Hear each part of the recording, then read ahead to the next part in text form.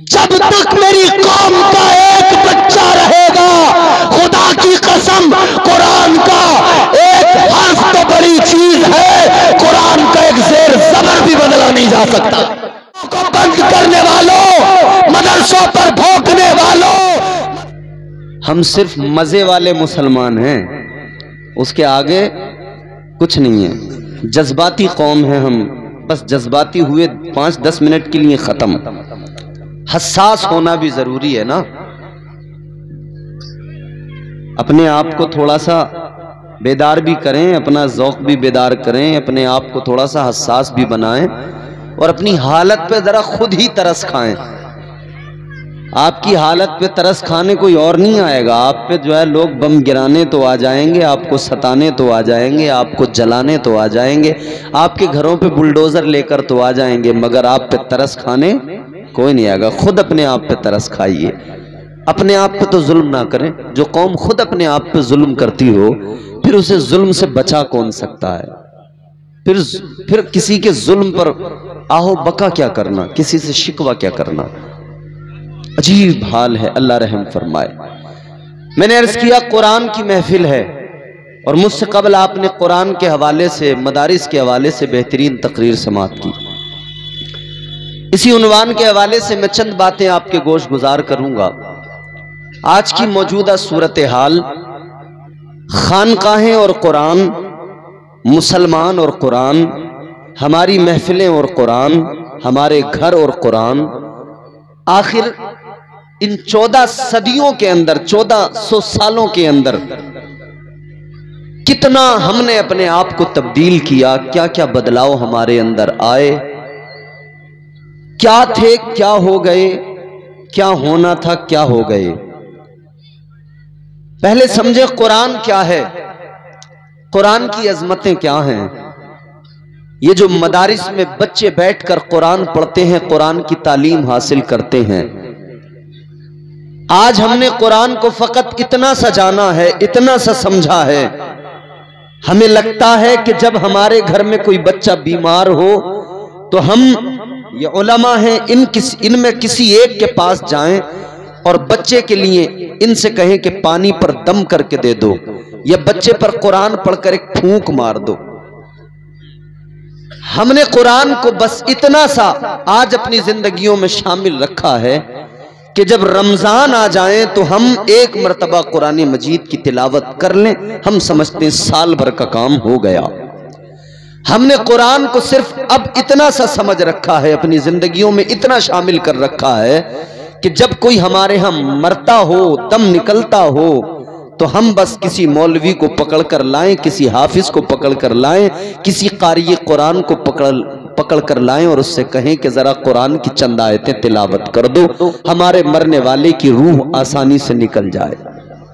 और ये जानते हैं हम और आप कि हम जिंदगी भर कुछ भी कर लें, कुछ भी गा लें, कुछ भी गुनगुना लें, कोई नगमा, कोई गाना, कोई तराना, कोई भी हमारी जबान पर डिस्को डांस के नगमे या हमारी जबान पर रिमिक्स गाने हो, मगर हमें ये पता है कि जब मौत आएगी तो कोई गाना काम नहीं आएगा। सूरह यासीन पढ़ी जाएगी, तभी ये सांसों की डोरी है, तभी ये सांसों का सिलसिला रुकेगा, और ये जो दम अटका रहता है ना, तभी ये जिंदगी आसानी से अपने इख्तिताम को पहुंचेगी। ये हमें मालूम है, ये हम जानते हैं, मगर फिर भी हमारी जिंदगी एक अलग ही ट्रैक पर है। पहले मैं आपको कुरान सुनाता हूं। कुरान खुद बताएगा मैं कौन हूं, कुरान खुद बताएगा मेरी अजमत क्या है। जरा मोहब्बत से बोलें सुभान अल्लाह। और बेदारी से, पूरी ईमानदारी से, जितने लोग पूरी तवानाई के साथ बैठे हैं, प्यार से मोहब्बत से बोलें सुभान अल्लाह। परवरदिगारे आलम खालिक़े कायनात रब्बे लम यज़ल व ला यज़ाल ने कुरान मजीद के अंदर कुरान की अजमतों का ऐलान किया। ए भैया मेरी तरफ देखो और गुफ्तगू सुनो। क्या है कुरान? खुद कुरान बताएगा, कुरान खुद कहेगा मुझे कुरान कहते हैं, मेरे सफ़हात को पढ़ लो, समझ लो मेरे पारों को, मेरी आयात को पढ़ लो। कुरान खुद बताएगा कुरान क्या है। ये सब कुरान पढ़ने वाले लोग मिंबर शरीफ पर हैं, मुहिब्बे गिरामी हजरत मौलाना गुलाम मुस्तफ़ा साहब हुबली में रहते हैं माशाअल्लाह। मैं भी वहाँ रहा, हम लोग वहाँ साथ साथ रहे, ये आज भी वहीं हैं। मैं आ गया, इनसे आज मुलाकात हुई, बड़ा अच्छा लगा, दिल खुश हुआ। अल्लाह ताला इन्हें सलामत रखे। आपके ही इलाके से हैं, आपके ही यहाँ से हैं, दीन का काम कर रहे हैं, दीन की खिदमत अंजाम दे रहे हैं माशाअल्लाह। अल्लाह इन तमाम उलमा को सलामत रखे। परवरदिगारे आलम ने कुरान मजीद में ऐलान किया, अल्लाह का कुरान है और अपनी अजमतों का खुद ऐलान कर रहा है। फरमाया गया तबारकल्लज़ी नज़्ज़लल फुरक़ान अला अब्दिही लियकूना लिल आलमीन नज़ीरा। अगले मकाम पे फरमाया नज़्ज़लना अलैकल किताब तिबयानल लिकुल्लि शै हुदन व रहमतन व बुशरा लिल मुस्लिमीन। अगले मकाम पे फरमाया वनुनज़्ज़िलु मिनल कुरआनि मा हुवा शिफ़ाअun व रहमतुल लिल मुमिनीन वला यज़ीदु ज़ालिमीन इल्ला खसारा। अगले मकाम पे फरमाया वला असग़र मिन ज़ालिका वला अकबर इल्ला फी किताबिन मुबीन। अगले मकाम पे फरमाया वला रत्बिन वला याबिसिन इल्ला फी किताबिन मुबीन। और मजीद ऐलान कर दिया कुल्लुन फी फलकी यस्बहून। अल्लाह ताला ने खुद कुरान में कुरान मजीद की अजमतों का ऐलान किया और दुनिया को बता दिया कलमा पढ़ने वालों, कुरान पर ईमान रखने वालों, कुरान की बातें करने वालों, कुरान की अजमतों का इकरार करने वालों, जरा कुरान को समझ भी लो, कुरान का मकाम भी समझ लो। याद रखना अल्लाह ताला ने फरमाया ये वो किताब है, ये वो किताब है जो अल्लाह ने नाजिल की है। ये मुसलमानों के लिए, ईमान वालों के लिए हिदायत का भी सामान है, ये मुसलमानों के लिए रहमत भी है, ये मुसलमानों के लिए जन्नत की बशारत भी है। ऐ मेरे अजीजों ये वो कुरान है। अल्लाह ताला ने फरमाया बड़ी बरकत वाली जात है अल्लाह की जिसने कुरान नाजिल किया, जिसने कुरान मजीद उतारा। ऐ मेरे अजीजों ये कुरान मजीद की अजमतें हैं। खुद अल्लाह ताला फरमा रहा है ये कुरान नाजिल किया गया है। याद रखना इसमें हर शय का बयान है, इसमें कुल कायनात का बयान मौजूद है, हर छोटी चीज का बयान है, हर बड़ी चीज का बयान है, हर खुशकी का बयान है, हर तरी का बयान है, हर शय का बयान कुरान के अंदर है। आज दुनिया में दर दर भटकने वालों, आज दुनिया में इधर उधर भागने वालों, ऐ मेरे अजीजों निजाम जिंदगी के लिए मुझे और आपको इधर उधर भटकने की जरूरत नहीं है। खुदा की कसम अगर हम कुरान की तिलावत करने लग जाए, अल्लाह ताला की कसम आपको और मुझे कुरान मजीद के अंदर जिंदगी का ज़ाविया भी मिल जाएगा, सलीक़े जिंदगी भी मिल जाएगा और तरीक़े बंदगी भी कुरान में मिल जाएगा। नारे तकबीर, नारे रिसालत, अज़मते कुरान, रिफ़ाते कुरान, जश्न दस्तार बंदी। ऐ मेरे अजीजों मुझे ईमानदारी से मेरी तरफ देखो और मेरी बात सुनो पूरे तवज्जो के साथ, इन्हिमाक के साथ। क्या इस मुल्क में कहा नहीं गया कि कुरान की चंद आयात को निकाल दिया जाए? बोलो, क्या इस मुल्क के अंदर आवाजें नहीं उठी और अभी भी उठ नहीं रही हैं? यूनिफॉर्म सिविल कोड को लाकर कहा नहीं जा रहा है कि निजाम कुरान को बदल दिया जाए, पर्सनल लॉ जो मुसलमानों का है, जो शरई कानून मुसलमानों पर नाफिज होते उनको हटा दिया जाए और सिर्फ एक कानून हो तमाम मज़ाहिब उस एक कानून की जद में हो।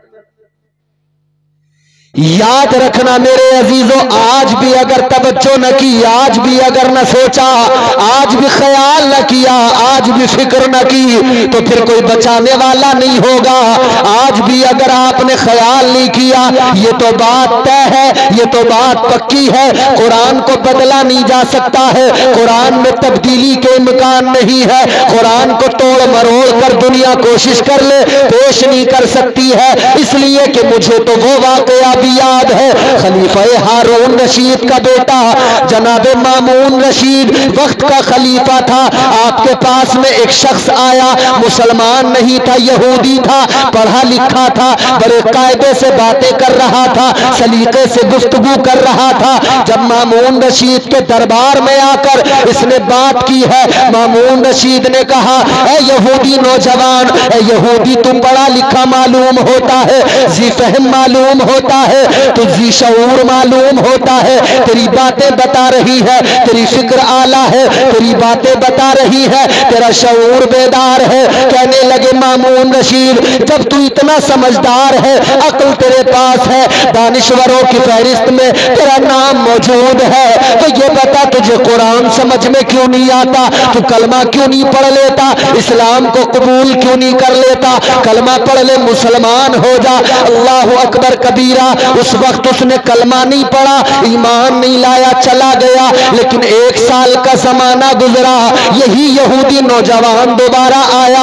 और जब आया तो ये कलमा पढ़कर मुसलमान हो गया, इस्लाम के नारे बुलंद करने लगा, इस्लाम की अजमतों पर बात करने लगा। खलीफा मामून रशीद के दरबार में इस्लाम की अजमतों पर बयान किया, कुरान की हक्कानियत पर बयान किया। जब इसने ये सब कुछ किया, लाजवाब तकरीर की, तो मामून रशीद ने कहा था, ऐ नौजवान ये बता, जब कल मैंने तुझे इस्लाम की दावत दी, तूने इस्लाम को कबूल न किया, जब मैंने कल तुझे कुरान दिखाया, तब तेरी समझ में कुरान नहीं आया, लेकिन अब तेरी समझ में कुरान भी आ गया, अब तेरी समझ में इस्लाम भी आ गया, बता क्या मामला है? उस वक्त तूने कलमा नहीं पढ़ा, अब तू कलमा पढ़कर मुसलमान हो गया। अब जरा दिल पे हाथ रख के बात को तवज्जो से सुन लेना।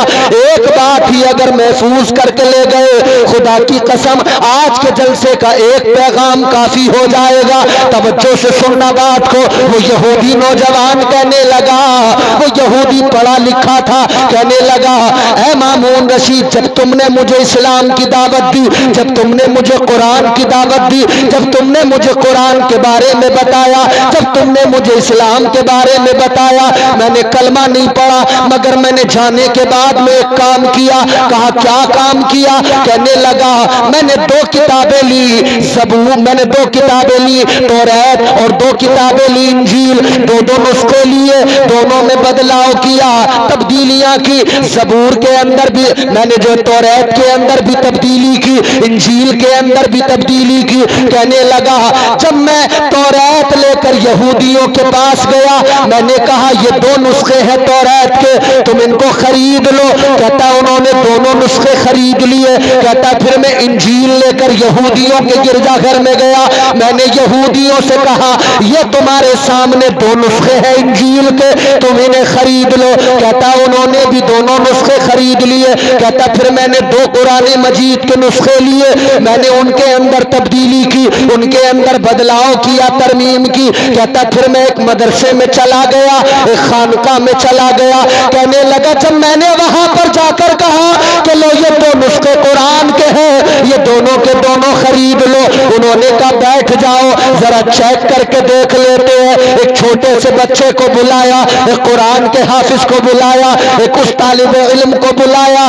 जैसे हाफिज आज यहाँ से तैयार हुए, एक हाफिज को बुलाकर कहा जरा चेक करके देख ले, जो कुरान लेके आया है क्या मुकम्मल दुरुस्त है? अल्लाह अकबर। बच्चे ने कुरान को देखा, फिर उसने ज़बानी पढ़ना शुरू किया। कहने लगा, ए मेरे उस्ताद, ए हजरत जी, ये जो कुरान के नुस्खे लाया है, ये असल नुस्खे नहीं है, बदल के लाया है, तरमीम करके लाया है, तब्दीली के साथ लाया है, ये दुरुस्त नहीं है। कहने लगा, एक छोटे से बच्चे ने मुझे बता दिया, आसमानी किताब जो असल हालत में है, जिसकी सदाकत का ऐलान मुझे भी करना चाहिए।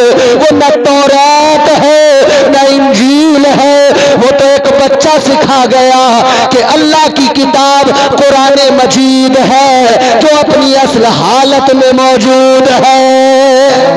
नारे तकबीर, नारे रिसालत, मसलके आला हजरत, इश्क मोहब्बत, इश्क मोहब्बत, प्यार मोहब्बत, प्यार मोहब्बत, अजमत कुरान, नारे तकबीर। आप क्या समझते हैं कुरान को? थोड़ा वॉल्यूम बढ़ाओ, बहुत अच्छा माइक है आपका, अल्लाह सलामत रखे, बरकतें अता फरमाए। मॉनिटर में वॉल्यूम दीजिए। क्या समझते हैं आप कुरान को? ये कुरान को बदलने चले हैं, इन्हें पता नहीं है। ये छोटे छोटे बच्चे जो कुरान की तिलावत सुबह सवेरे किया करते हैं, ये कुरान के मुहाफिज हैं। असल मुहाफिज तो अल्लाह है, मगर उसने कुरान इनके सीनों में रखकर इन्हें मुहाफिज कुरान बना दिया। जब तक मेरी कौम का एक बच्चा रहेगा, खुदा की कसम कुरान का एक हर्फ तो बड़ी चीज है, कुरान का एक ज़ेर ज़बर भी बदला नहीं जा सकता।